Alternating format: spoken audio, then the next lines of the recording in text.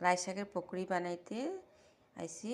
কিভাবে বানাই আপনাদেরকে দেখাইতেছি। লাই শাকটা ধুইয়া গোটা গোটা করে দেখেন, এই যে গোটা গোটা ছোটো ছোটো করে আছে। এগুলো এখানে আমি চাউলের গুঁড়া আর বেসন দিছি, অল্প মরিচের গুঁড়া, অল্প হলুদের গুঁড়া আর লবণ দিছি।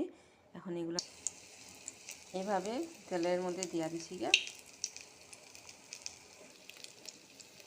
আমি এইভাবে বসায় দিছি, হওয়ার পরে দেখাইতেছি। কড়াইটা দেখতে কালা কিন্তু পকোড়ি বানাইতে ভালো হয়, তাই জন্য আজকে আমি এই কড়াইটা ইউজ করছি। আমার পকোড়িগুলো হয়ে গেছে গিয়ে, এখন আমি নামাইনি, দুই সাইডে ভালোভাবে ভাজা নিছি। আমার পকোড়ি রেডি, দেখেন আমার পকোড়ি রেডি, দেখেন কি সুন্দর হয়েছে। এখানে আমি সুন্দর করে ধনিয়া পাতা দিয়া দিছি গিয়ে, আমার পকোড়ি রেডি। আপনারা যদি এইভাবে খান নাই, একদিন খায় বানায় দেখবেন, অনেক টেস্ট লাগে। আমি যখন যেটা